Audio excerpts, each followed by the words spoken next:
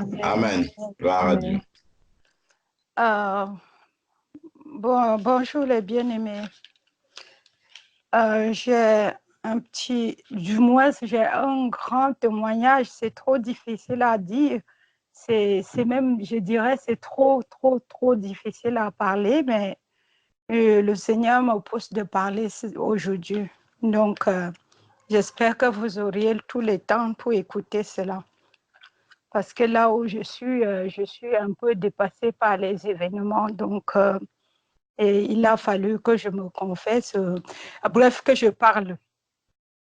Parce que il y a quelques années, mon mari était allé au Cameroun récupérer sa fille, une fille qu'elle avait fait avec une femme étonne.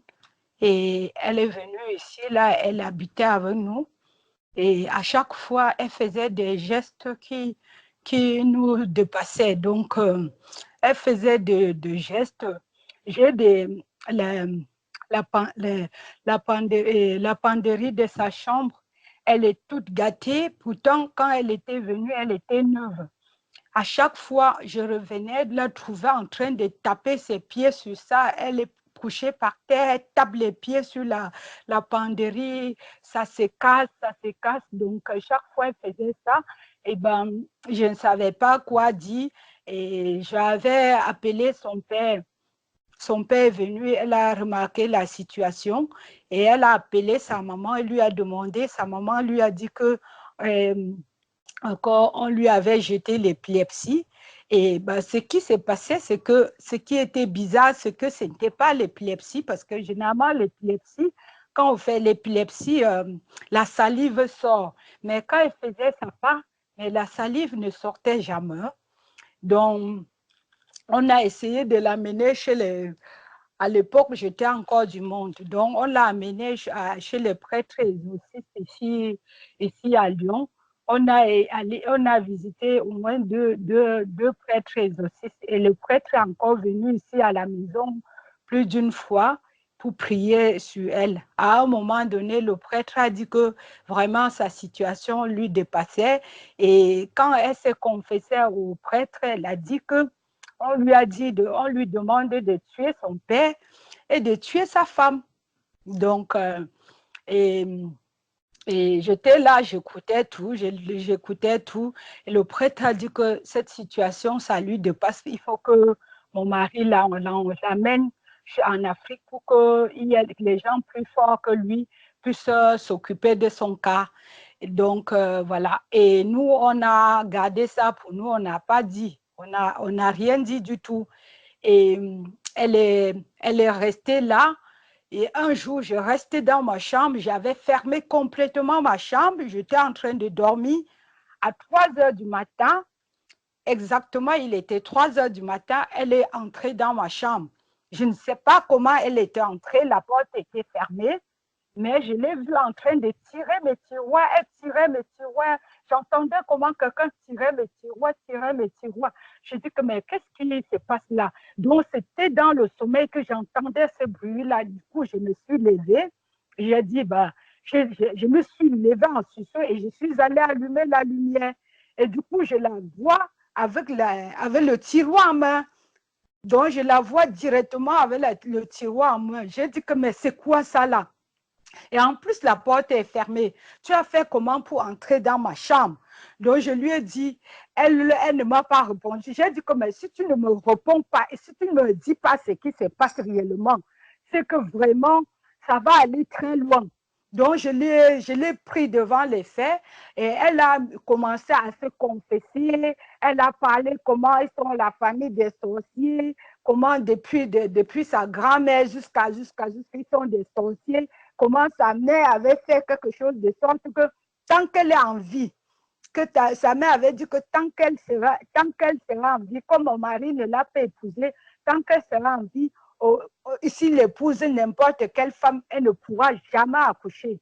Donc, quand elle avait dit ça, toute cette confession-là, quand elle disait, je mettais ça par écrit, tout ce qu'elle disait, je mettais par écrit. Elle dit qu'on lui a dit de tuer On lui demande de tuer mon mari et de me tuer aussi. Je lui ai dit que tu me tues là et tu me tues, c'est possible, tu peux bien me tuer. Mais ton père qui est la source de votre argent, depuis que tu es né, je ne sais pas quel aimant ta mère a donné à mon mari pour que mon mari paie son loyer depuis ta naissance.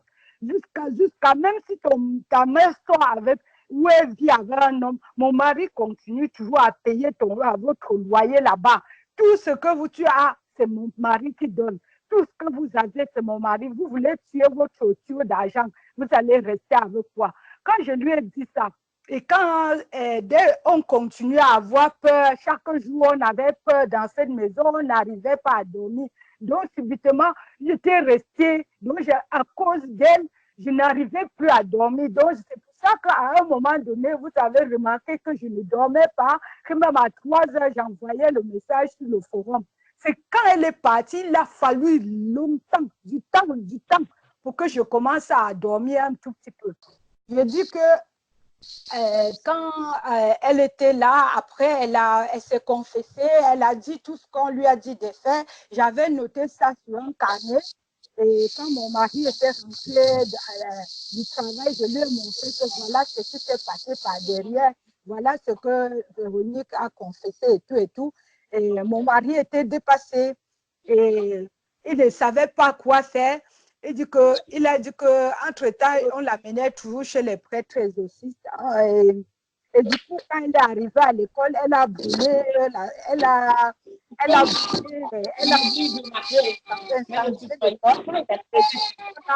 on nous a invités et on a dit qu'on l'excluait à l'école. Et mon mari a du coup profité de l'occasion pour aller lui rendre à sa maman au Cameroun. Et donc, et du coup, entre-temps, sa maman demandait chaque fois l'argent pour la soigner. Mon mari donnait l'argent. À un moment donné, elle a dit que ça allait déjà. Et on a continué à vivre avec la peur dans le ventre. Donc, on a continué à vivre comme ça. Donc, mon mari avait déjà tellement peur de son enfant qu'il disait qu'il était maintenant incapable de dormir dans la même chambre avec son propre enfant. Donc, et entre-temps, je ne comprenais pas parce que quand j'étais allée au Cameroun en 2008, quand on voulait me présenter à ma belle-mère, j'étais encore fiancée, on voulait me présenter à ma belle-mère. Et du coup, mon mari est allé chercher cet enfant-là. L'enfant-là avait à peine 9 ans. Elle est allée chercher l'enfant-là. On a passé 2 semaines chez ma belle-mère. Ma belle-mère n'avait jamais salué cet enfant-là. Je demande que, mais mamie, comment tu refuses de saluer ton petit enfant, même si ton fils a accouché avec une étrangère, tu n'as pas le droit de ne pas saluer. Ma belle-mère a dit que si ça dépendait de moi, que je jette cet enfant-là. Je dis, comment tu peux dire les choses comme ça? Ma belle-mère a dit que si tu sais comment je m'étais battue pour pouvoir enlever ton mari entre les griffes de sa mère, tu ne peux pas parler. Donc voilà. Donc cette famille-là, elle n'est pas bonne. Je n'ai rien saisi du tout. Et du coup, hier, il y a ma belle-sœur qui est venue ici, elle me dit que elle était tellement contente. J'ai dit que, mais comment ça se fait que depuis que tu as su que j'étais enceinte réellement, chaque jour tu peux pas pour venir à la maison me donner. Je ne sais pas si moi, si j'étais à ta place, je ferais pareil parce que depuis que quand tu avais accouché, je suis venue, quand tu étais enceinte, je suis venue chez toi 2 fois. Mais chez moi, tu viens presque chaque jour pour me donner à manger. Je ne comprends pas. Elle a dit que tu ne peux pas savoir. C'est parce que ma mère, quand, à chaque fois, partout où elle partait, depuis, on lui disait tout que que la femme que la mère de Véro avait fait de sorte que si mon grand frère épousait une femme, il ne peut jamais accoucher. Donc, je connaissais cela, mais je ne pouvais pas te dire. Parce que c'était un secret très lourd pour moi. Donc, comme elle est décédée, et que comme tu es enceinte et que ça évolue bien, je comprends maintenant ce que mamie me disait tout le temps. Donc, elle est venue, elle dit que vraiment, je vais célébrer ça. C'est pour ça que je vais te dire la vérité, comment ça s'est passé. Donc, elle m'a parlé de ça hier. J'ai écouté.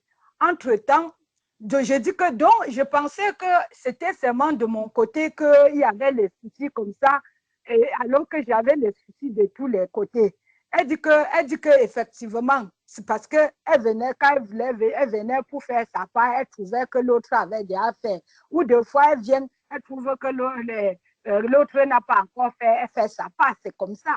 Quand elle m'a parlé, on a tellement discuté par rapport à ça. Et j'ai rigolé, j'étais même content de dire que heureusement qu'elle est décédée. Tu vois qu'à peine elle est décédée, je suis enceinte et ça évolue bien. Donc, j'ai jubilé de cela et ça m'a tellement fait mal. Après, je n'ai même pas pu dormir la nuit que comment je peux jubiler du malheur de quelqu'un, même si c'est mon ennemi, je n'ai pas le droit de jubiler de son malheur. Donc, et non loin de ça, je voulais aussi donner un témoignage par rapport à ma famille parce que la coépouse de ma mère qui avait dit que nous, depuis, on savait que c'était elle qui était responsable de mon cas. Elle a, comme le frère, les frères, comme vous les frères, vous étiez réunis à Liège pour dire que si je réussis que je lui dise que je connais ce qu'elle a fait, que je lui pardonne. Et comme ça, je peux l'amener à la repentance. J'avais dit cela en décembre dernier. Dès que j'ai fait la fausse couche, j'ai dit ça par téléphone et j'ai même envoyé les messages sur le forum de famille que je connaissais qui était responsable de mon cas et que je lui pardonnais. Donc les frères dans la famille m'ont demandé quel est ce message aussi dur comme ça. J'ai dit que vous ne pouvez pas comprendre. La personne à qui j'adresse, elle connaît déjà la situation. Donc depuis là, elle ne s'était jamais repentie. Mais tout récemment, il y a la date exacte où elle s'était confessée. Maman Rebecca, elle s'est confessée le 11/7/2019. Donc, elle s'est confessée, elle a dit que c'était elle qui était responsable de la destruction des fruits de mes entrailles depuis des années et qu'elle m'a libérée. La preuve en elle, je suis enceinte. Que je suis enceinte et quand je vais accoucher, elle voudrait que je donne le surnom de ma grande soeur parce que pour ma grande soeur, son cas est déjà laid parce que son cas est irrécupérable. Elle a détruit les enfants de ma grande soeur jusqu'à ce qu'elle a achevé par les jumeaux. Les jumeaux qui étaient, elle dit que, est-ce que depuis qu'elle avait accouché les jumeaux quand elle avait à peine 27 ans, est-ce que depuis qu'elle avait accouché, elle était enceinte de jumeaux jusqu'à ils sont décédés à 7 mois là, est-ce qu'elle a même déjà encore vu le retour des règles jusqu'aujourd'hui? Elle a tout fait. Est-ce qu'on dit que non, c'est la vérité? Elle dit que c'est parce qu'elle avait tout détruit, qu'il n'y a plus de retour possible. Et que pour lui pardonner, il faut que j'accouche pour nommer ma soeur aveugle. Elle ne peut pas me demander que je lui donne l'enfant parce que moi-même, j'ai aussi longtemps espéré. Donc, elle a dit ça, c'est en patois. Le problème, c'est que vous ne comprenez pas le patois, le tchang. Mais seule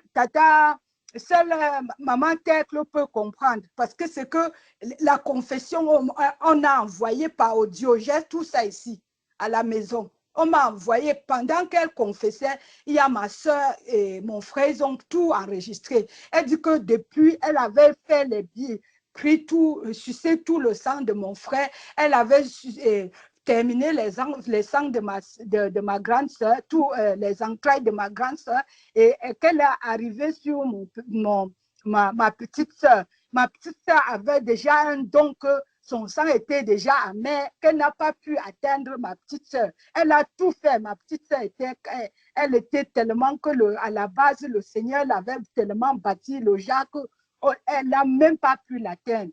Donc, elle a dit tout ça là. Ma petite, elle dit qu'il faut que ma petite soeur accouche l'enfant et donne à ma soeur, à ma grande soeur. Ma petite soeur dit que oui, je n'ai pas de mari, et tu veux que j'accouche l'enfant comment? Elle dit que oui, est-ce qu'on a besoin du mari pour accoucher l'enfant? Et ma petite soeur dit que je suis un chrétien, et d'ailleurs même une chrétienne. Et d'ailleurs même, tu veux me pousser pour que je conçoive et tu me tues avec, n'est-ce pas? Elle dit que non, je ne peux pas te tuer parce que depuis que ta tendre enfant, j'ai essayé, fatigué pour te tuer, mais je n'arrive pas parce que ton pouvoir est très fort. Elle dit comme ça. Elle dit que votre maman était très intelligente. Elle a fui la chefferie. Elle a suivi la chefferie. Mais l'autre, mon autre coépouse, elle était comme elle est bête, elle est restée. J'ai tout détruit ses enfants, du premier jusqu'au dernier. Donc, elle a confessé, elle a avoué qu'elle a déjà tué 51 personnes. Donc, elle a tout confessé. Elle dit que j'ai 82 ans aujourd'hui. Je vais déjà mourir. J'ai trop froid. Il a trop plu sur moi. Et elle dit comme ça, alors qu'elle est dedans, elle dit qu'il a trop plu sur moi. Et on dit, on ne comprenait pas. On dit que comment tu peux être dedans? Et il pleuvait dehors. Et il pleuvait des cornes dehors. Elle dit, elle est dedans. Elle dit qu'il a trop plu sur elle et qu'elle veut mourir de froid et tout et tout. On dit que, mais comment tu peux être dedans? Et puis tu dis qu'il a plu sur toi. Il y a une autre personne qui dit que non, elle se trouve là où elle est, là où elle se confesse, là, c'est plus elle-même. Actuellement, elle se trouve près du marigot, là. Son corps même se trouve près du marigot. Donc, là où elle est, vous la voyez physiquement, mais ce n'est pas elle. Donc, je t'assure, mon frère, ma soeur, je dis que c'est comme un film, c'est comme un théâtre. Et j'ai toute la confession en audio, tout ce qu'elle a dit en audio, j'ai tout ça à la maison. Donc, on m'a envoyé ça ici, tout ce qu'elle a dit. Donc, là où je suis, mon frère, mélangé à ce qu'on m'a dit hier, je n'arrivais pas à dormir. Je n'ai pas pu dormir cette nuit. Et en plus, comme j'ai jubilé par rapport à ce que l'autre a dit, je me dis que le Seigneur va vraiment me punir pour ça. Donc, je ne sais pas. Donc, je vous exhorte à prier pour moi, pardon, s'il vous plaît. Essayez de prier pour moi. Je sais que j'ai merdé parce que je n'aurais pas dû me jubiler du mal de quelqu'un. On dit qu'elle est décédée et maintenant je suis enceinte, ça évolue bien. J'étais contente. Et pourtant, je ne dois pas me réjouir du malheur de quelqu'un. Je demande pardon au Seigneur et je vous prie de prier pour moi, pour moi, pour me sauver, s'il vous plaît. Amen. Amen. Amen. Amen. Amen. OK.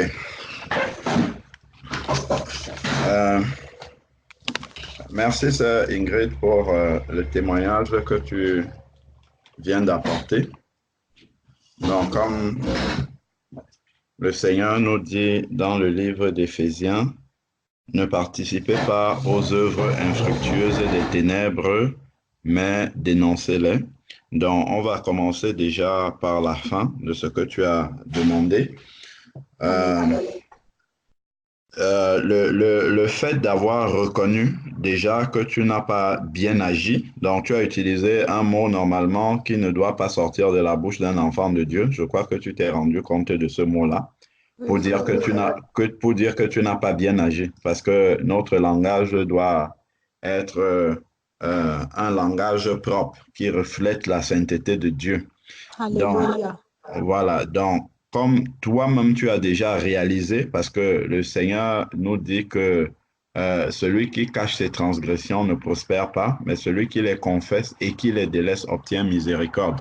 Amen. Donc, selon Proverbe 28, verset 13, donc le fait d'avoir déjà réalisé que tu as mal agi en te réjouissant du malheur d'autrui, est le début de la repentance. Donc maintenant, toi-même, personnellement, tu dois pouvoir demander pardon à Dieu pour que Dieu valide ta repentance. Donc Dieu n'est pas, il n'est pas un père fouettard qui t'attend, qui nous attend au tournant. Dès qu'on on a mal agi, il nous fouette et il nous met en dehors de sa volonté. Le Seigneur aime les cœurs repentants, tel que sa parole nous le dit. Donc, il faut te repentir et puis prendre conscience, puisque là, tu l'as réalisé pour l'avenir que nous ne devons pas nous réjouir du malheur de l'autre. Voilà, bon. Maintenant, pour revenir au fond de tout ce que tu as apporté comme témoignage, vraiment, nous nous rendons compte de la fidélité de Dieu. Donc, je crois que toi-même, tu as pu faire cette analyse-là et réaliser en fait que lorsque on prie le Seigneur en vérité d'un cœur pur, le Seigneur lui-même expose les œuvres des ténèbres. Parce que tu n'as rien fait d'exceptionnel. Souvent, les gens vont voir les marabouts pour que les marabouts leur disent la vérité, alors que les marabouts eux-mêmes sont dans les ténèbres et ne peuvent pas dire la vérité. Donc, c'est le Seigneur lui-même qui est venu pour exposer autant la sorcellerie que faisait la fille de ton mari dans votre maison. C'est le Seigneur qui a exposé cela et a permis que cet enfant-là ne puisse plus être dans la maison avec vous. Donc, maintenant, il faut que tu prennes, je vais lire un verset d'abord là-dessus, enfin, un ou plusieurs versets. Donc, c'est nous prenons dans Matthieu chapitre 5. Alléluia. Matthieu chapitre 5, ce sont des rappels. Hein. Je crois que on a déjà eu l'occasion de parler de cela avec toi. Dans Matthieu chapitre 5, si nous prenons à partir du verset 43. Matthieu chapitre 5, à partir du verset 43, il est dit, Matthieu chapitre 5, à partir du verset 43, vous avez entendu qu'il a été dit, tu aimeras ton prochain et tu haïras ton ennemi. Mais moi, je vous dis, aimez vos ennemis, bénissez ceux qui vous maudissent, faites du bien à ceux qui vous haïssent et priez pour ceux qui vous maltraitent et qui vous persécutent. Donc là, effectivement, tu es en face des personnes qui t'ont maltraité par tout ce qu'ils ont essayé de faire dans ta santé, dans la santé de tes frères, enfin de tes sœurs notamment. Et étant devenu enfant de Dieu, le Seigneur, en fait, a ouvert tes yeux pour te montrer que ces personnes-là, telles que Éphésiens chapitre 6, à partir du verset 10 et suivant, nous dit que nous n'avons pas à lutter contre la chair et le sang, mais contre les principautés, les dominations, les esprits méchants dans les lieux célestes. Donc, en fait, le diable, par ces esprits méchants-là, essaye de trouver une faille, une porte ouverte dans n'importe lequel des êtres humains pour pouvoir agir. Comme nous savons, les esprits méchants ont besoin d'un corps pour pouvoir s'incarner et agir. Donc, s'il trouve chez quelqu'un la jalousie, par exemple, la jalousie est une œuvre de la chair qui ouvre la porte au diable. Le diable va venir utiliser la jalousie qu'il trouve en quelqu'un pour faire du mal à la personne dont la personne est jalouse. C'est un exemple. La rancœur, par exemple. Si le diable trouve la rancœur chez quelqu'un, il va exploiter la porte ouverte de la rancœur pour amener justement à mal agir contre la personne pour qui on a de la rancœur. L'amertume, c'est la même chose. Toutes ces œuvres des ténèbres, la colère même, tout ça, c'est la même chose. C'est-à-dire que le diable va toujours trouver cette porte ouverte, il va s'immiscer dans la vie de la personne et c'est maintenant lui qui va contrôler cette personne-là au travers de la porte ouverte par laquelle il est entré. Au travers de la jalousie, il va arroser. La jalousie est comme une semence. L'amertume est comme une semence. La rancœur est comme une semence. La colère est comme une semence. Donc, il y en a plein encore comme ça qu'on peut citer. Tout ça, ce sont des semences. Et le diable va venir arroser ça par des mauvaises pensées. Il va pousser la personne en lui donnant des idées ténébreuses pour pouvoir agir. Et comme le cœur de la personne est déjà, comment dire, le cœur de la personne est déjà gangréné par l'amertume, la jalousie et toutes ces choses-là. Donc, le diable, en envoyant ces mauvaises pensées-là, c'est comme s'il est en train d'arroser, en fait, cette mauvaise semence qui est dans la personne. Et là, la semence va germer, c'est-à-dire va envahir le cœur de la personne et ça va produire des actions concrètes maintenant. La personne va aller faire des actions ténébreuses pour nuire à quelqu'un. Donc, nous, en tant qu'enfants de Dieu, nous discernons la racine même du problème. La racine du problème, c'est que la personne a ouvert justement la porte au diable. Donc, maintenant, nous prions pour ces ennemis-là. Nous prions pour terrasser les esprits qui sont en train de les manipuler. Alléluia. Nous prions pour que Dieu Alléluia. ouvre leurs yeux afin qu'ils réalisent l'esclavage dans lequel ils sont, parce qu'ils sont esclaves du Amen. diable et ils agissent pour faire les œuvres du diable. Et la Bible nous dit dans 1 Jean chapitre 3 verset 8 que le Fils de Dieu est paru pour détruire les œuvres du diable. Et maintenant, le Fils de Dieu détruit les œuvres du diable au travers de nous, son Église, qui sommes là. Amen. Nous avons la prière, nous avons la puissance du nom de Jésus-Christ devant lequel tout genou fléchit et toute langue confesse qu'il est Seigneur. Donc, il faut prier pour cet enfant-là qui est utilisé dans la sorcellerie. Prier pour détruire les esprits mauvais qui manipulent cet enfant-là. Prier pour détruire toute forme de maladie, de manipulation que cet enfant subit. Parce que toi, tu as reçu cette autorité et tu as la puissance de pouvoir délivrer cet enfant-là par tes prières. L'enfant de ton mari, c'est quand même le sang de ton mari.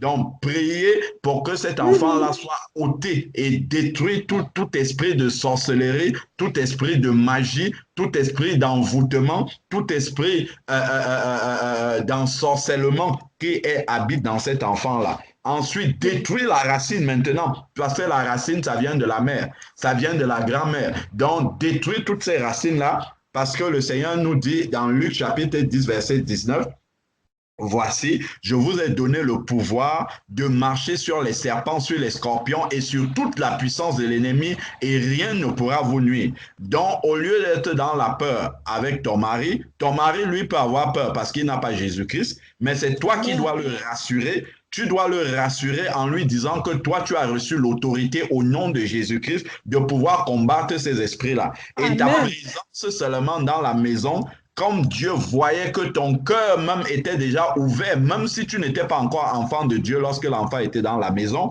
le Seigneur avait déjà mis une haie de protection entre elle et toi. On a vu ça la dernière fois dans le livre d'Exode, Exode chapitre 14, on a vu que la nuée que le Seigneur avait mis en journée et la colonne de feu qu'il avait mis la nuit bloquait les Égyptiens dans leur camp en sorte qu'ils ne pouvaient pas atteindre les Israélites. Et ça, les Israélites n'avaient pas encore traversé la mer Rouge quand ça se passait. Ils n'avaient pas encore traversé la mer. Donc, on voit que lorsque un cœur est déjà disposé pour suivre le Seigneur, la protection de Dieu commence déjà dans la vie de cette personne afin que Satan ne puisse pas éliminer quelqu'un qui va accepter Jésus-Christ dans sa vie. Alléluia. Parce que ça, c'est un plan diabolique, c'est le plan du diable. Quand il voit qu'une âme risque de se convertir au Seigneur Jésus-Christ, il essaye le plus rapidement possible d'abréger la vie de cette personne-là afin que la personne-là se retrouve en enfer avec lui. Donc, et Dieu vient pour protéger cette personne-là. Donc, nous voyons cela dans Exode, j'ai cité Exode chapitre 14, Exode chapitre 14, Exode chapitre 14. Exode 14. Oui, Exode 14, à partir du verset 19, il est écrit, Exode chapitre 14, à partir du verset 19, il est écrit, l'ange de Dieu qui allait devant le camp d'Israël. Donc là, on a Israël qui est sorti d'Égypte, mais n'ont pas encore traversé la mer Rouge. Donc, ils ne sont pas encore pleinement enfants de Dieu, comme lorsque quelqu'un n'est pas encore passé dans les eaux du baptême. Dans les eaux du baptême. Donc, l'ange de Dieu qui allait devant le camp d'Israël partit et allait derrière eux, et la colonne de nuée partit de devant eux et se tint derrière eux. Elle, la colonne de nuée, elle se rendit entre le camp des Égyptiens et le camp d'Israël. Elle était pour les uns nuée et ténèbres pour les autres. Elle éclairait la nuit. Ils ne s'approchaient pas les uns des autres pendant toute la nuit. Donc, ça, en fait, ça montre comment le Seigneur t'a protégé. Et par la même occasion, il a protégé ton mari, parce que c'est écrit dans 1 Corinthiens chapitre 7 que le conjoint inconverti est sanctifié par le conjoint qui est converti. Donc, ton mari a été au bénéfice de ta sanctification que le Seigneur avait déjà commencé à faire dans ta vie. Et voilà pourquoi Dieu vous a protégé, parce que cet enfant-là, la Bible nous dit dans Jean chapitre 10 que l'ennemi ne vient que pour égorger et tuer. L'enfant n'était pas dans la maison pour vous faire de cadeaux. Parce que l'ennemi, quand il trouve une porte ouverte, il va jusqu'au bout. Et le bout de l'ennemi, c'est de t'éliminer de cette terre, de te rendre le plus esclave possible et d'en finir avec toi. Comme ça fait un candidat supplémentaire qui va passer l'éternité avec lui dans la GN. Donc, le Seigneur vous a protégé et a bloqué les actions ténébreuses que cet enfant voulait faire dans votre maison et a exposé les œuvres des ténèbres. C'est Dieu qui a fait tout cela sans même que vous puissiez vous en rendre compte. Et ça, c'est encore un sujet d'action de grâce pour toi, pour que tu réalises encore davantage et que tu fasses pleinement confiance au Seigneur, de voir que même sans savoir ce qui était en train de se passer, Dieu et son armée étaient en train de combattre dans l'invisible pour toi. Et par conséquent, pour ton mari également, qui n'est pas encore converti, qui a été au bénéfice du fait que toi, tu sois un enfant de Dieu. Alléluia. Donc, maintenant, en retour par rapport à ça, ce ne sont pas des flèches qu'il faut envoyer dans la vie de ces personnes-là qui t'ont fait du mal, parce que de toute manière, toi-même, tu vois que Dieu t'a défendu sans même que tu n'aies eu besoin de commencer à prier. Voilà, Dieu t'a déjà défendu. Donc maintenant, ce que tu as apporté comme fardeau et que je crois que tu portais déjà, c'est de porter ces personnes-là, prier pour que ces personnes-là puissent être délivrées de la puissance des ténèbres dans lesquelles elles sont, qu'elles puissent être délivrées du mal qu'elles sont, que le diable est en train de commettre dans les vies au travers d'elles, de libérer les personnes qui sont sous le joug de ce qu'elles ont déjà fait. Donc, si elle a fait des choses dans la vie de ta sœur, que tu puisses prier pour détruire tout ce qu'elle a fait dans la vie de ta sœur, dans la vie des personnes qui sont encore vivantes. Hein. Celles qui sont mortes, c'est trop tard. Celles qui sont encore vivantes et dont tu as connaissance au travers de la confession qu'elle a faite, que tu puisses prier pour ces personnes-là également, que Dieu ouvre les yeux de ces personnes-là, que la puissance du nom de Jésus qui est en toi ôte tout ce qu'ils ont fait comme œuvre ténébreuse dans les vies, que les vies puissent être libérées. Parce que si Dieu a permis que tu puisses entendre cette confession-là, c'est déjà pour que ça te rassure que Dieu veille sur toi, que la main du Seigneur sur toi, que tu réalises comment Dieu te protège, afin que cette peur qui est dans ton cœur puisse être ôtée au nom de Jésus et que tu entres maintenant dans l'appel que Dieu lui a pour toi dans cette situation-là. Parce que dans cette situation, c'est toi qui es la lumière, que tu prennes en charge de prier pour les différentes personnes qui sont enchaînées, qui sortent de ce témoignage-là, les différentes personnes qui ont été enchaînées, les différentes œuvres des ténèbres qui ont été faites dans les vies, les différentes personnes qui ont été attachées, enchaînées, tout ça. Maintenant, regarde au travers du témoignage, regarde toutes les œuvres ténébreuses et les conséquences dans la vie de certaines personnes qui sont dans ce témoignage-là et prie maintenant, prends autorité, prie pour la conversion des personnes, prie pour la délivrance de ces personnes-là. Voilà, de ma compréhension, le travail que le Seigneur, lui, te donne à faire par rapport à ce témoignage-là. Parce que lui, il t'a déjà délivré. Lui, il t'a déjà mis à part, tel que tu as vu. Continue à prier pour la protection de l'enfant, pour ta santé, ainsi de suite. Dieu prend le contrôle, mais en plus de ça, dans la confession que tu as écoutée, il y a des personnes pour lesquelles tu dois prier là. Toutes les personnes qui sont victimes du diable, dans ce témoignage-là, il faut prier. Voilà, donc nous étions dans Matthieu chapitre 5. Donc, voilà ce que le Seigneur dit. Je reprends le verset 44, Matthieu chapitre 5, verset 44. Mais moi, je vous dis, aimez vos ennemis, bénissez ceux qui vous maudissent, bénissez ceux qui vous maudissent, faites du bien à ceux qui vous haïssent et priez. Donc, voilà le ministère que tu reçois. Priez pour ceux qui vous maltraitent et qui vous persécutent. C'est ça l'exhortation qui sort de là. Priez pour ceux qui vous maltraitent et pour ceux qui vous persécutent. Et ensuite, il dit, alors vous serez fils de votre Père qui est dans les cieux. Donc, c'est de cette manière-là que tu vas montrer, que tu vas révéler que tu es fils fille de ton Père qui est dans les cieux, car il fait lever son soleil sur les méchants et sur les bons et fait pleuvoir sur les justes et sur les injustes.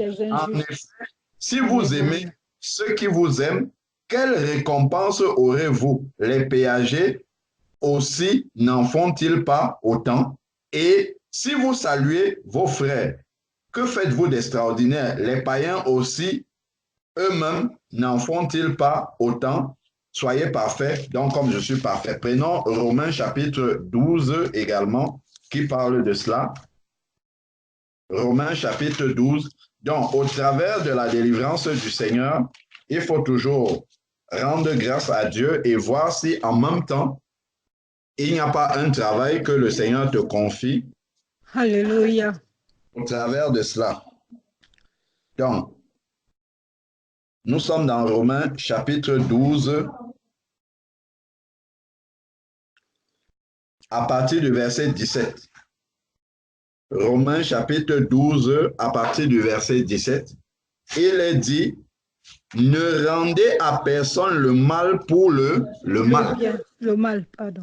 Donc, si quelqu'un se réjouit de détruire le fruit de tes entrailles, se réjouit du fait que, voilà, tu ne prospères pas dans la bénédiction que le Seigneur donne à toute femme, toi, au contraire, tu dois ne pas rendre le mal pour le mal, c'est-à-dire ne pas te réjouir du malheur qui peut être arrivé à cette personne-là. Donc, parce que nous voyons que même par rapport à Satan, il est dit dans le livre de Jude que lorsque l'ange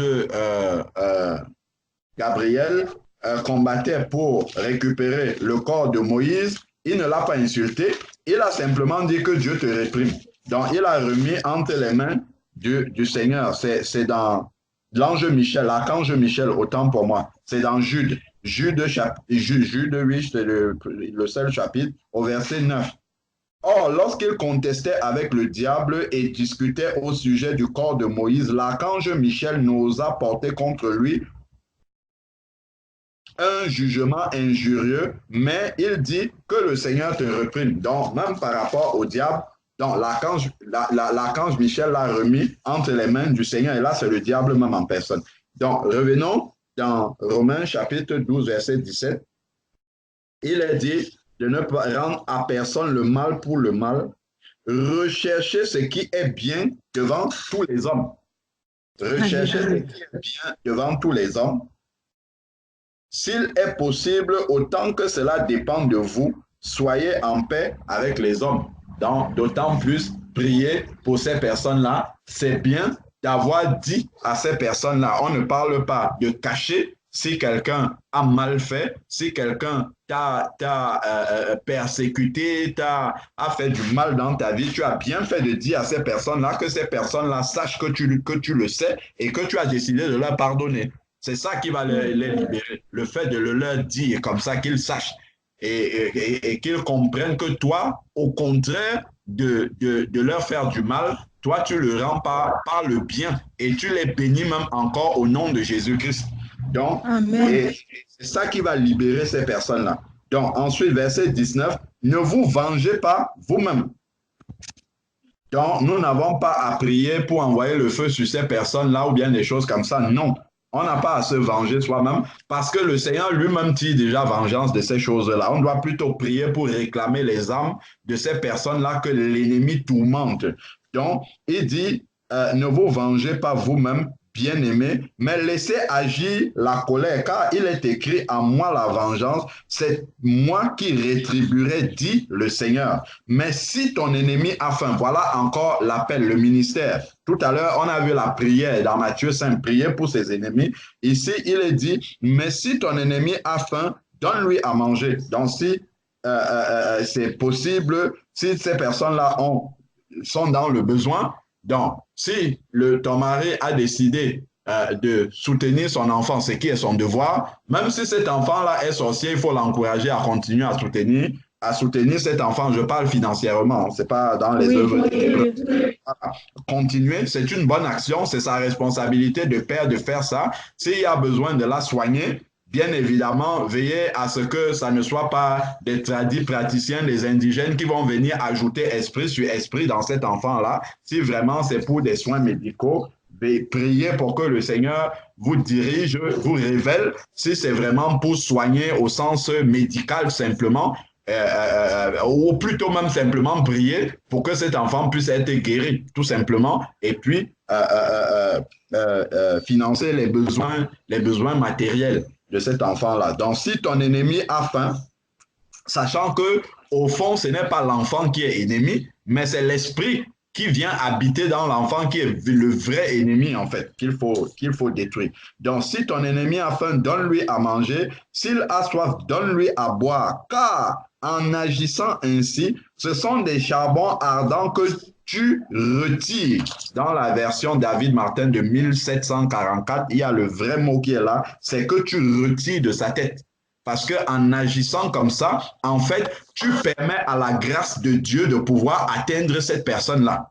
En agissant de la bonne façon, tu permets vraiment à la puissance de Dieu de pouvoir délivrer cette personne-là des griffes de l'ennemi dans lequel il est plongé. Donc, ne soyez pas vaincus par le mal, c'est-à-dire qu'il ne faudrait pas que cela produise la rancune, la rancœur, l'amertume en toi. Non. Il ne faudrait pas qu'il y ait ça dans ton cœur, mais au contraire, que cela puisse produire la pitié par rapport à ces personnes-là, la compassion par rapport à leurs âmes, parce que ce sont des âmes qui sont sur le grand boulevard, qui mènent en enfer. Ce sont des candidats en masse qui vont faire l'œuvre, qui vont accomplir la volonté du diable, c'est-à-dire aller avec lui en enfer. Et la puissance, l'autorité que nous avons reçue, c'est de prier pour que les yeux de ces personnes-là puissent s'ouvrir afin qu'elles puissent passer des ténèbres à la lumière. À la lumière. Alléluia. Du Seigneur de t'avoir éclairé et de nous encourager aussi, de voir comment Dieu veille sur nous et de ce qu'il fait pour nous, même lorsque nous n'en sommes pas conscients. Même lorsque nous ne sommes pas conscients que nous sommes en danger, comment Dieu vient, il révèle ce qui est ténébreux, ce qui est en dessous. D'où, justement, nous devons rechercher toujours à avoir des cœurs purs devant Dieu, de rechercher toujours à ne pas être dans le mal vis-à-vis des personnes. Parce que si quelqu'un vient étant mal intentionné vis-à-vis de toi, si ton cœur est pur devant le Seigneur prend ta défense, même pour les païens, même souvent pour les païens. Le Seigneur va prendre ta défense, il va venir révéler les choses qui sont en dessous, et en plus, lorsqu'on est enfant de Dieu, lorsque ces choses-là sont révélées, on sait ce que nous pouvons et ce que nous devons faire en tant qu'enfant de Dieu pour cela. Donc, vraiment, que le nom du Seigneur soit béni. Je vais prier maintenant. Amen. Éternel Père, nous voulons encore vraiment te témoigner toute notre reconnaissance pour tout ce que nous avons entendu. Seigneur Dieu, tu nous montres encore combien tu es grand, combien tu es puissant, combien tu es amour, combien tu es miséricordieux, Seigneur Père éternel. Voilà notre sœur Ingrid et son mari qui étaient en danger dans leur propre maison, Seigneur Père éternel. Alors que bien souvent, avec l'œil humain, avec la pensée humaine, nous pensons que lorsque nous sommes enfermés chez nous, c'est là où nous avons la plus grande sécurité. Père, tu nous montres encore, comme nous dit ta parole, que si ce n'est l'Éternel qui veille, ceux qui veillent, veillent en vain, Seigneur Père éternel. Notre sœur et son mari pouvaient croire qu'ils étaient en sécurité dans leur maison, alors que le danger était exactement à l'intérieur de leur maison, Seigneur Père éternel. Alléluia. Et toi, tu le savais. Seigneur Père, merci encore parce que tu as étendu ta main pour épargner notre sœur et son mari Noël, Seigneur Père éternel. Nous te prions que cela puisse vraiment réveiller encore l'esprit de Noël qui est dans la mort. Père, qu'au travers de tout ça, réalise, Seigneur Père, combien tu l'aimes.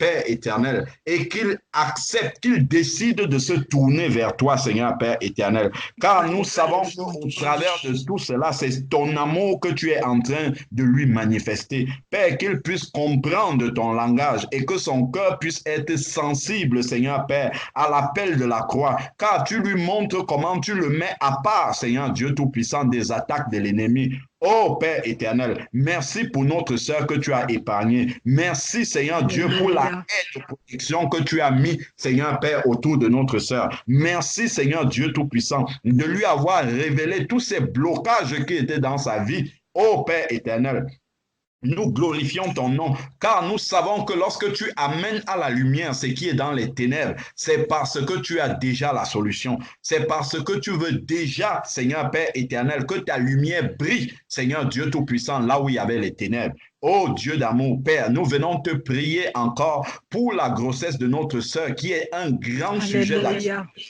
Père, que ta main puissante puisse continuer à veiller sur cette grossesse jusqu'au bout, jusqu'à la fin. Seigneur Père, que tu sois au contrôle, que cet enfant-là naisse, Seigneur Dieu Tout-Puissant, dans de bonnes conditions et soit vraiment un sujet de consolation, de réjouissance dans le foyer de ma sœur, Seigneur Père éternel. Et un sujet de réconciliation, Seigneur Père éternel, manifestant ainsi la puissance et la gloire de Dieu auprès des siens, Seigneur Dieu. Père, nous venons prier encore pour toutes les personnes nommées, Seigneur Dieu Tout-Puissant, dans cette confession. Père, nous voulons prier pour cet enfant qui était dans la maison de notre sœur, la fille, Seigneur Père éternel, de son mari. Au nom de Jésus-Christ, nous venons par la puissance du nom de Jésus détruire tous les autels qui sont dans la vie de cet enfant. Nous venons détruire toutes les œuvres des ténèbres. Nous détruisons la sorcellerie. Nous délogeons tout esprit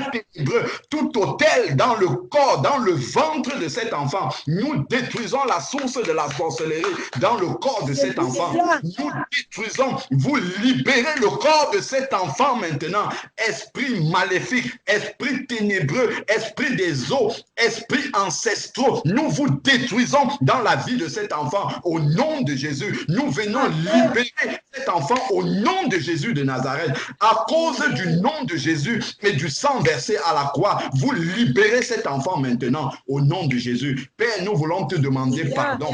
Toutes les actions mauvaises, Seigneur Dieu, qui sont passées par cet enfant pour accomplir des œuvres ténébreuses. Père, nous te demandons pardon pour cet enfant. Regarde, Seigneur Dieu Tout-Puissant, cet enfant qui n'est qu'un enfant, Seigneur Père éternel, et qui a été utilisé, Seigneur Dieu Tout-Puissant, par ces esprits méchants. Oh Dieu, aie compassion encore de cet enfant et libère-la. Libère-la, Seigneur Père éternel.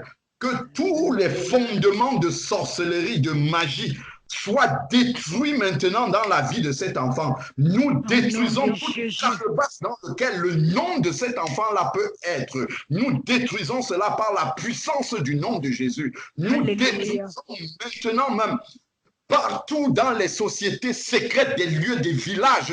Au nom de Jésus, nous détruisons partout où le nom de cet enfant est, dans les lieux ténébreux. Nous retirons cela, nous libérons cet enfant-là par la puissance du nom de Jésus. Vous libérez, vous laissez partir cet enfant-là maintenant.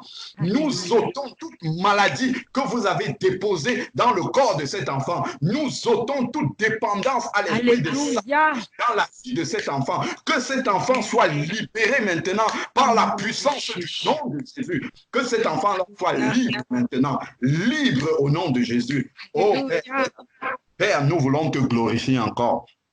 Merci Seigneur Dieu Tout-Puissant pour le travail que tu accomplis dans la vie de cet enfant, Seigneur Père éternel. Nous savons, Seigneur Père, que cet enfant sera libérée complètement, Seigneur Dieu, et que sa bouche s'ouvrira pour qu'elle puisse encore libérer toutes les œuvres des ténèbres, Seigneur Père éternel, que le diable lui a fait pratiquer, Seigneur Père. Alléluia. Oh, Père, nous venons te prier encore pour la maman de cet enfant, Seigneur Père éternel. Toi-même, tu sais dans quoi est-ce qu'elle est plongée, Seigneur Père éternel. Qu'au nom de Jésus maintenant, que ses yeux puissent s'ouvrir, visite-la maintenant, que la puissance du Saint-Esprit... Elle est déjà décédée, frère. Sa mère est décédée. Alléluia, merci. Elle est décédée il n'y a pas longtemps. Ah, merci beaucoup, ma sœur. Merci beaucoup. Que toute personne qui est impliquée dans ces œuvres ténébreuses de cet enfant, ô Père éternel, pour tous ceux qui sont encore vivants, car ta parole dit qu'il est réservé aux hommes de mourir une seule fois. Alléluia. Après le jugement. Père, pour toutes les personnes vivantes encore, ta parole nous dit dans Actes chapitre 17, verset 31, que tu annonces en tout lieu aux hommes qu'ils aient à se repentir, car tu as prévu un jour pour le jugement.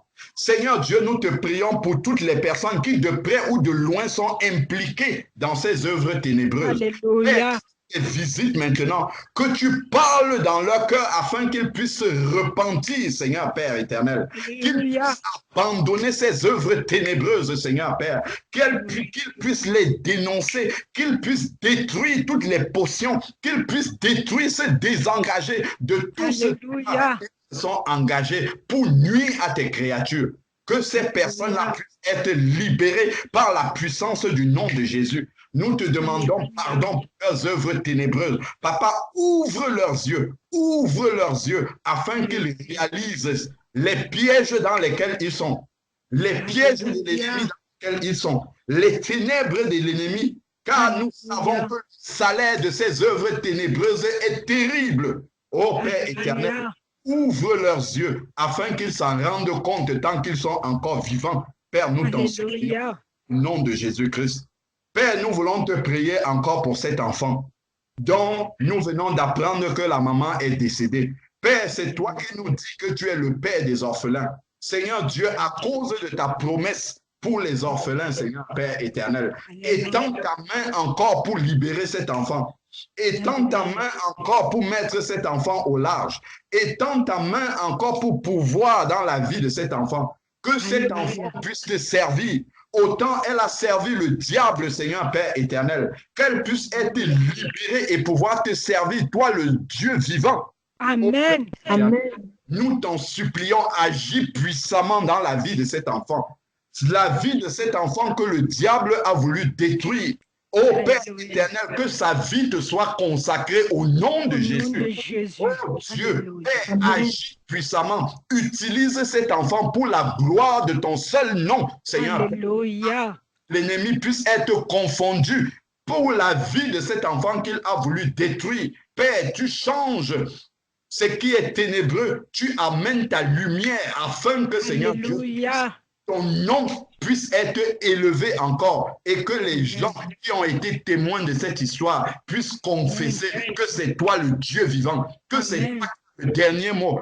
Comme lorsque Philippe est arrivé en Samarie et que Simon le magicien agissait, ils ont vu la puissance même de Dieu et ils ont reconnu qu'elle était au-dessus de la puissance du diable. Lorsque les magiciens d'Égypte ont jeté les bâtons qui sont devenus des serpents, le serpent de Moïse a avalé les autres serpents pour montrer l'autorité et la puissance du nom du Seigneur Jésus au-dessus des forces des ténèbres. Père, qu'il puisse entrer ici dans la vie de cet enfant, que ces esprits méchants qui sont venus pour pouvoir détruire la vie de cet enfant réalisent, Seigneur Dieu, à cause du nom de Jésus et de son sacrifice, du sang versé à la croix, qu'ils puissent réaliser que toi tu es au-dessus de tous les noms, que tu as au-dessus de tout nom, que ton nom est au-dessus de la sorcellerie, que ton nom est au-dessus de la magie, que ton nom est au-dessus de toutes ces forces des ténèbres-là. Alléluia. Tu viens par notre prière ici en tant qu'Église pour libérer cet enfant et montrer à Satan qu'il n'aura plus aucune autorité dans la vie de cet enfant. Père, nous te glorifions encore. Que toute la gloire vraiment te revienne d'éternité en éternité. Au nom de Jésus-Christ. Amen. Amen. Amen. Amen. Gloire à Amen. Gloire à Dieu. Amen. Amen. Amen. Amen. Amen. Amen. Amen. Amen. Amen. Amen. Amen. Mon mari s'est déplacé pour aller au Cameroun pour l'amener, pour qu'on prie pour elle. Et arrivé au Cameroun, on l'a amenée pour prier pour elle. Le premier jour, on l'a priée. Après, elle est sortie, elle a fui. Elle a fui. Donc, elle a fui. Normalement, on devait prier pour elle pendant 21 jours. Et elle a fui. Elle a fui. Quand elle a fui, mon mari l'a appelé, elle a répondu. Et elle a donné le téléphone à sa grand-mère. Sa grand-mère dit que tu ne dois pas soigner ma petite fille. Elle n'est pas malade, elle n'a rien du tout. Donc, tu ne dois pas la soigner. Donc, laisse-la tranquille. Et si tu ne veux plus nous donner l'argent, c'est même plus un problème. Donc, laisse-la tranquille, même s'il faut qu'on mange les caca. Elle-même, elle récupère le téléphone. Elle dit, papa, je te dis, je veux plus que je ne suis pas malade, je ne veux plus que vous me soignez, je ne veux plus que vous priez pour moi. Et même si je vais manger les caca, si tu veux, abandonne-moi, je reste avec ma grand-mère, même si je veux, je mange les caca. Donc, elle a répété pareil. Donc, mon mari est tellement déçu d'être déplacé pour aller au Cameroun, l'amener le soigner pour rien. Donc, voilà. Finalement, on n'a pas pu prier pour elle. On a prié un jour, elle a fui. Donc, elle a fui carrément. Donc, voilà. Et elle ne veut plus. Mon mari a tout fait, rien. Chaque jour, il essaie de la voir, mais rien. Jusqu'à ce que, mon mari a dit que comme il retourne le 20, il va encore attendre 2 jours, 3 jours pour réessayer, pour voir si elle a changé d'avis. Si elle pouvait savoir exactement là où elle est, on va aller l'attraper ses mains et l'attacher pour l'amener, pour prier pour elle, parce qu'elle ne fait pas exprès. Donc, depuis là, mon mari l'appelle, elle ne répond plus. Donc, on ne sait pas. Bon, on espère que d'ici là, elle serait revenue à elle. Et peut-être qu'avec vos prières, le Seigneur va lui parler cette nuit et elle va changer d'avis. Voilà. Donc, c'est ce qui se passe actuellement au Cameroun. Parce que mon mari s'est déplacé uniquement pour ça. Mais jusque-là, il n'a pas pu. Mon mari ne croit pas peut-être en Dieu, mais il sait que Dieu fait les merveilles. C'est pour ça qu'il veut l'amener sa fille pour qu'on prie pour elle. Donc, il sait que Dieu existe, même s'il ne croit pas en Dieu. Il sait. Il sait que ce n'est que Dieu qui peut enlever les œuvres du ténèbre au sein de sa fille. C'est pour ça qu'il l'a amenée. Il voulait qu'on prie pour elle, mais elle a fui. Elle a fui. Donc, quand il m'a appelé hier, il était abattu. Il a appelé même sa soeur. Sa soeur est venue directement me rendre visite. Et c'est de là où elle a profité pour dire tout ce qu'il y avait à dire hier. Donc, voilà. Donc, c'est comme ça. Mon mari dit que donc, je me suis déplacée pour aller au Cameroun pour rien. J'ai dit, tu ne peux pas dire ça. Donc, il y a toujours une raison pour toute chose. Donc, voilà. Donc, je lui ai dit ça, que tu es encore là, que tu en as quelques jours encore. Donc, essaye chaque jour. On espère. Mais si tu arrives à la localiser, va seulement la prendre parce qu'elle ne fait pas exprès. Il y a les démons qui agissent en elle. Il faut seulement aller l'attraper, quitte à ce qu'on l'attache, on met sur place et on prie pour elle jusqu'à ce qu'elle soit délivrée. Donc, voilà. Je ne sais pas s'il va réussir, mais bon, il est encore là, il espère, quoi. Que le nom de Dieu soit loué, quoi. Encore merci beaucoup pour toutes vos prières. Je crois que cette prière-là va agir sur elle et que peut-être elle va changer d'avis. Je crois que le Seigneur qu'on sait, il ne peut pas l'abandonner complètement dans les ténèbres. En plus, c'est une petite fille, donc voilà. Elle est encore trop jeune pour se trouver dans une telle situation, donc voilà. Bon, on rend grâce à Dieu et on espère que les miracles qu'il a commencé à agir dans notre vie, ça va continuer pour sa seule gloire. Alors encore, que Dieu soit loué. Et merci encore. Soyez tous bénis pour tout ce que vous accomplissez pour l'œuvre de Dieu. Soyez bénis. Alléluia. Amen. Amen. Amen. Amen. C'est vrai que... Gloire à Dieu. Amen. Amen. Que si ton mari était converti, il y a des choses qu'il comprendrait plus profondément. Mais en toute chose, nous rendons grâce à Dieu parce que le Seigneur peut utiliser cette circonstance-là pour l'attirer encore davantage à lui. Amen. Nous rendons grâce à Dieu pour toutes choses. Alléluia. Effectivement, vous avez bien discerné que c'est parce que ces esprits-là savent que par la prière, ils devront obéir au nom de Jésus, qu'ils essayent d'éloigner la petite pour que justement ça puisse décourager de prier. Oui. Parce que la petite n'est pas physiquement présente. Donc, par la grâce de Dieu, on va continuer à prier. D'ailleurs, donne-moi le nom de la petite, s'il te plaît. Elle s'appelle Guabé Foué, Véronique. Donc, c'est Véronique. OK. OK. Donc, l'ennemi va toujours agir pour essayer de ralentir le travail du Seigneur.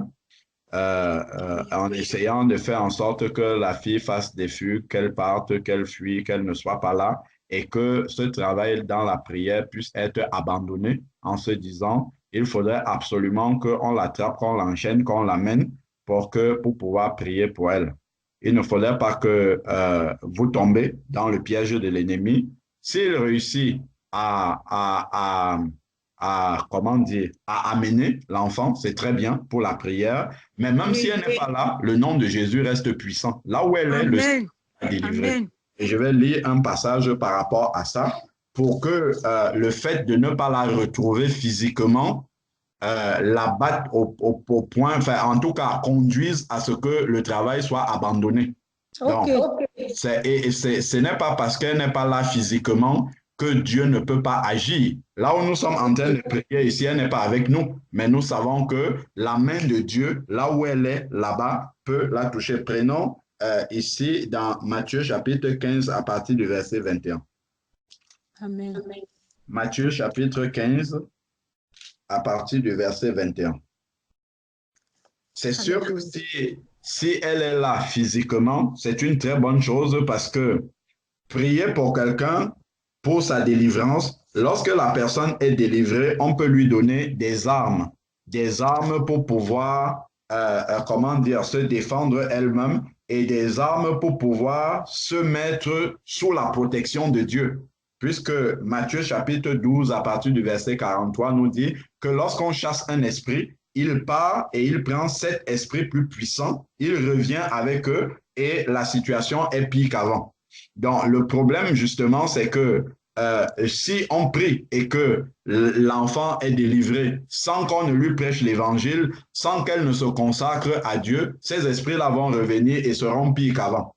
Mais ce qui ne veut pas dire que si elle n'est pas là physiquement, on ne peut pas prier. Donc, on peut prier pour la délivrance et Dieu agit. Et on prie aussi qu'en étant délivré, ses yeux s'ouvrent et qu'elle-même, elle aille chercher la prière, qu'elle aille là où exhorter, là où elle peut prier, là où elle peut être encadrée. Donc, on peut prier aussi vraiment dans ce sens-là. Donc, lorsqu'on voit ici, là, dans Matthieu chapitre 15, à partir du verset 21, donc, Jésus partit de là et se retira dans le territoire de Tyr et de Sidon. Une femme cananéenne Donc, cananéennes, en fait, ici, là, ils ne sont pas convertis, ce sont des païens. Donc, une femme cananéenne qui venait de ces contrées lui cria, « Aie pitié de moi, Seigneur, fils de David, ma fille est cruellement tourmentée par le démon. » Donc, cette histoire ici, là, s'apparente mot pour mot à l'histoire de ton mari, sauf que c'est un homme. Ton mari ne confesse pas Jésus-Christ, Oui. comme cette femme-là qui était cananéenne, donc ne confessant pas, n'étant pas convertie, mais elle va quand même demander à Dieu d'avoir pitié de sa fille qui est tourmentée par le démon. Comme ton mari aujourd'hui est en train de demander à Dieu d'avoir pitié de Véronique qui est tourmentée par le démon. Amen. Donc, qu'est-ce qu'il va faire? Qu'est-ce qu'elle va faire? Donc, j'ai même déjà mis ton mari à la place de cette femme-là. Donc, il ne lui répondit pas un mot. Donc, le Seigneur va d'abord rester sans répondre. Ça peut paraître comme si Dieu ne veut pas intervenir. Un peu comme l'enfant en train de fuir, ça met la foi de ton mari à l'épreuve. Mais il faut qu'il soit dans la foi. Que le nom par lequel il est allé chercher la délivrance de sa fille, qu'il ait confiance dans ce nom-là. Et qu'il ne s'abatte pas, qu'il ne se retire pas parce que le diable est en train de lui montrer par les circonstances qu'il ne peut pas obtenir la délivrance. Il ne faut de sa fille, il ne faudrait pas qu'il se laisse intimider par cela. Donc, il ne lui répondit pas. C'est comme si Dieu peut rester silencieux. Ah, comment je peux me déplacer pour aller jusqu'au Cameroun pour la délivrance de l'enfant? Mais l'enfant fugue. La grand-mère même me parle n'importe comment alors que je m'occupe de cet enfant-là depuis, ainsi de suite, ainsi de suite. Ça peut paraître comme si Dieu ne répond pas. Comme si Dieu est sourd par rapport à toute la démarche qu'il est en train d'entreprendre pour pouvoir obtenir la délivrance de cet enfant. Ensuite, maintenant, il ne lui répondit pas. Ses disciples s'approchèrent et lui demandèrent, « Renvoie-la, car elle crie derrière nous. » Donc, ici, là, les disciples du Seigneur peuvent même représenter, s'ils n'ont pas de discernement, les chrétiens qui accompagnent ton mari ou les pasteurs qu'il est allé voir peuvent lui dire, « Ah, arrête de crier derrière nous, tu vois que même l'enfant même n'est pas disposé pour venir pour qu'on prie pour elle. Donc, nous, on ne peut rien faire. » Donc, les chrétiens eux-mêmes qui doivent prier, les pasteurs ou je ne sais pas qui l'a contacté, peuvent dire, au regard des circonstances-ci, vraiment pas, laisse tomber cette histoire-là. Un jour, peut-être Dieu agira parce que déjà, on n'arrive même pas à mettre la main sur elle. Ça veut dire que Dieu n'est pas dans cette affaire-là.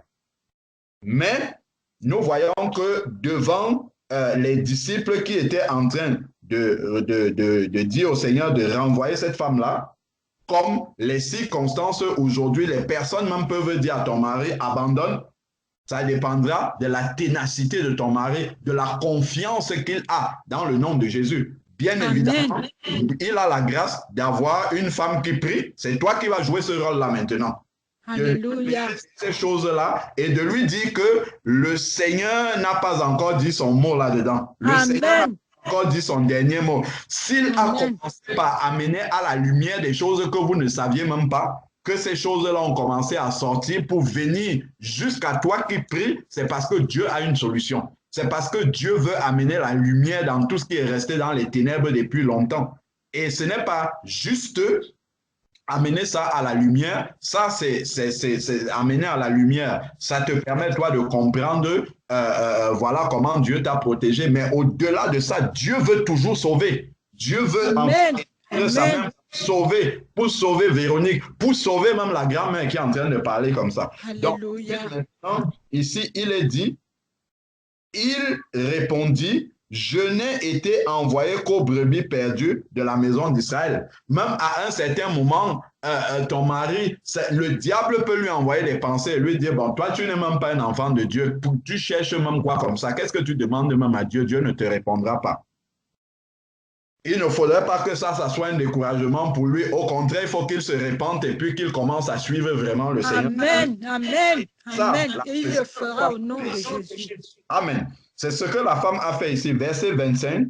Mais il vint se prosterner devant lui en disant, Seigneur, viens à mon secours. Donc, en regardant les circonstances comme ça, tu pourras même donner ce passage-là à Noël pour qu'il puisse lire. Voilà, tu lui demandes de lire ce passage-là, il trouve une Bible, il lit ce passage-là. Viens qu'il prie lui-même en tant que Père, même s'il ne connaît pas Dieu, qu'il puisse crier à Dieu, parce que Dieu est sensible. C'est Dieu qui choisit de bénir le fruit des entrailles de quelqu'un. Et la prière, justement, des parents pour un enfant a une grande efficacité devant Dieu, même des enfants. Amen. Amen. Parce que ce ne sont pas ces enfants, ces parents païens qui ont décidé que ces enfants-là naissent de leurs entrailles. C'est Dieu qui a décidé. Donc, Dieu leur donne une certaine, comment dire, une certaine autorité et Dieu est sensible. Voilà pourquoi même un parent païen qui marie ses enfants, qui marie son enfant, sa valeur, même s'il est païen, son oui pour le mariage de son enfant est la bénédiction de Dieu, même s'il est païen. Parce que ce n'est pas lui qui a choisi de donner naissance à cet enfant, c'est Dieu qui a envoyé cet enfant sans se tromper dans les entrailles de cette personne-là. Donc, Alléluia. Elle s'est prosternée et elle a dit, Seigneur, viens à mon secours. Donc, qu'il crie à Dieu et qu'il demande à Dieu de venir à son secours par rapport à Véronique.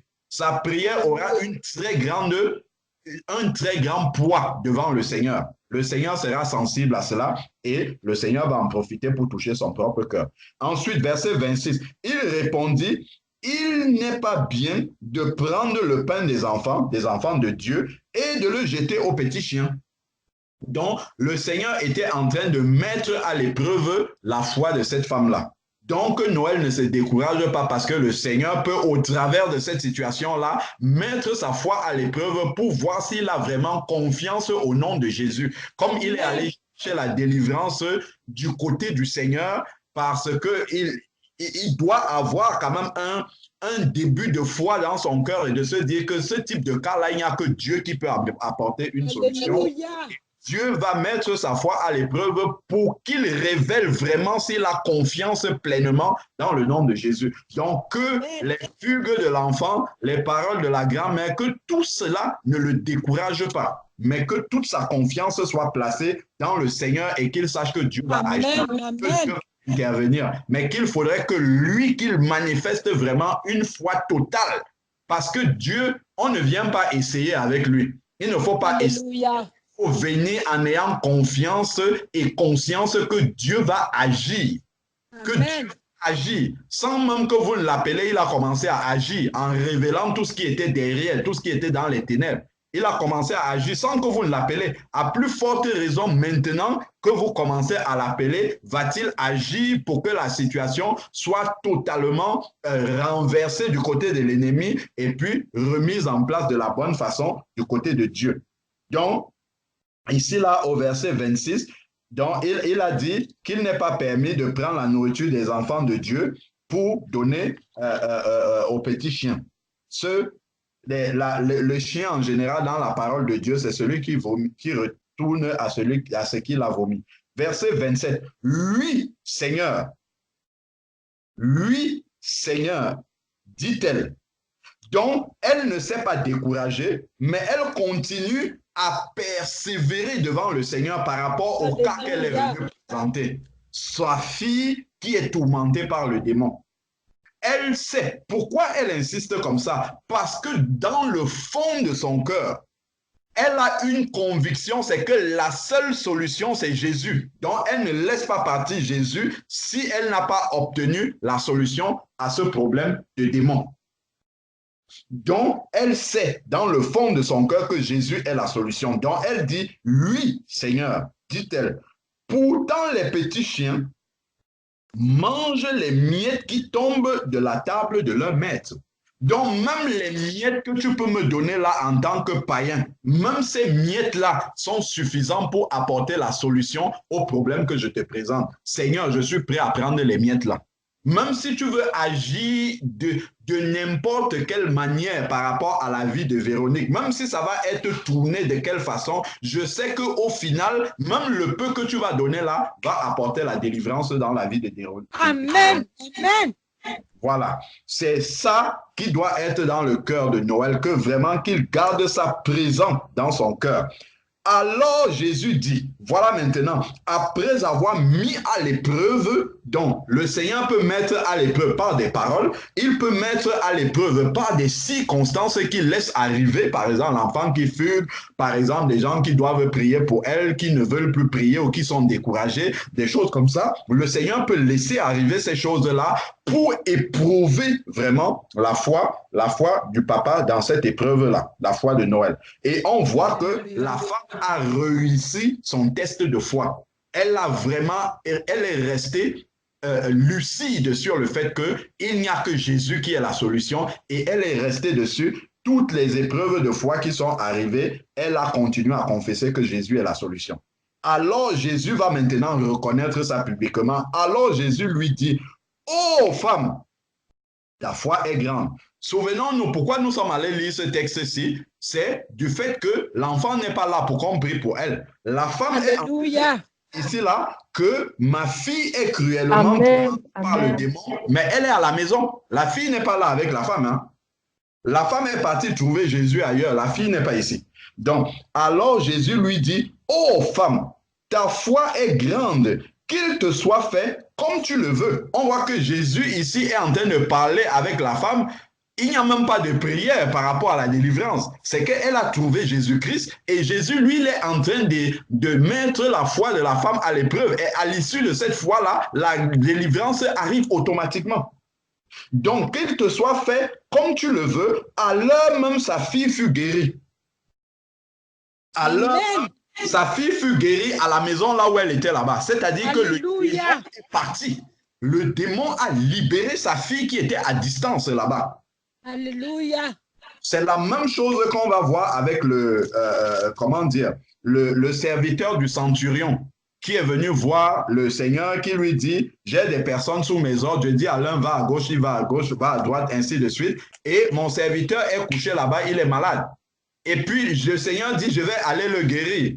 Le centurion dit, non, je ne suis pas digne, Seigneur, que tu entres dans ma maison. Le Seigneur dit qu'en Israël, il n'a pas trouvé d'aussi grande foi. À l'heure même, on est venu lui dire que son serviteur là-bas a été guéri. Et quand il a demandé à quel moment, c'est au moment où Jésus était en train de parler. Donc, Jésus peut guérir, il peut délivrer à distance.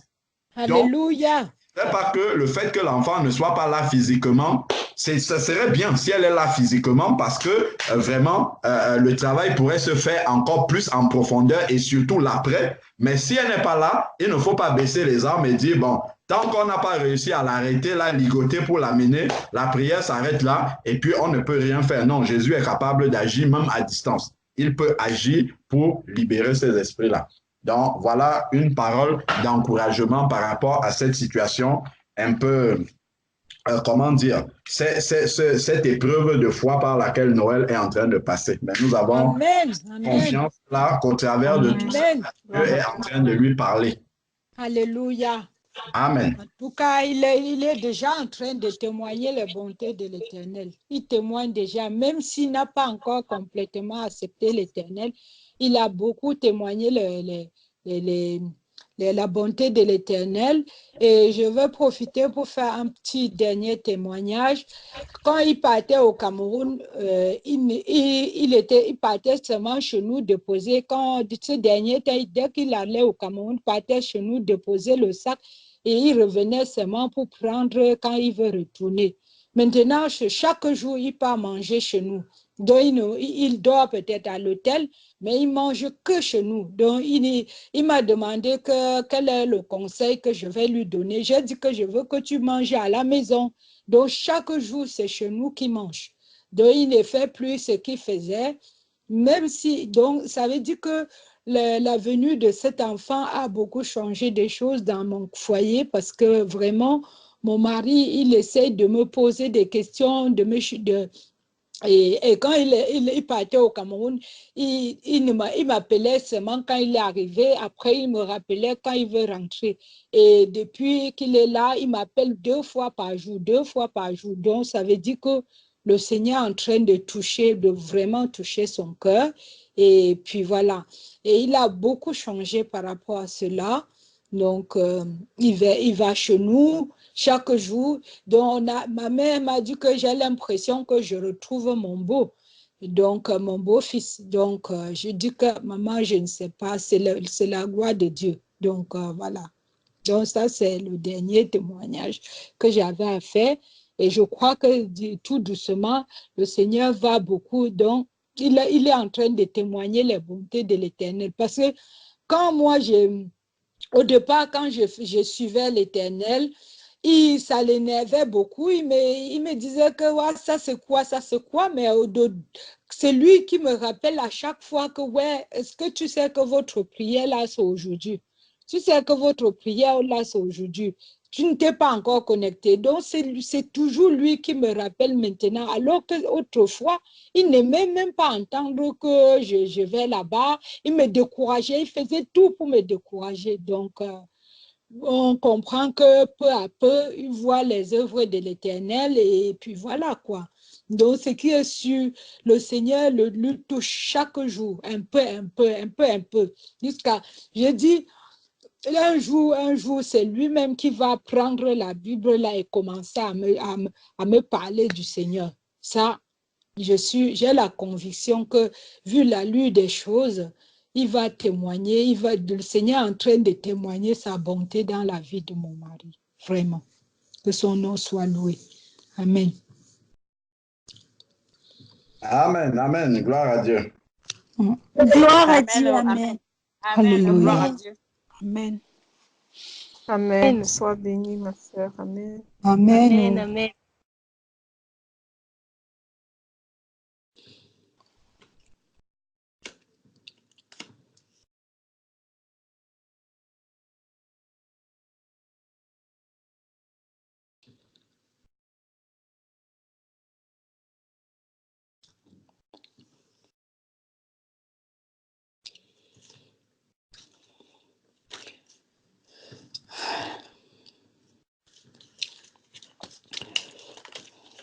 Pour tes bienfaits, Seigneur Jésus, merci, oh, merci Jésus, merci, merci, oh, merci, oh, merci Jésus. Pour Ingrid, Seigneur Jésus, merci, oh, merci Jésus, merci, merci, oh, merci, oh, merci Jésus. Pour ta parole, Seigneur Jésus, merci, oh.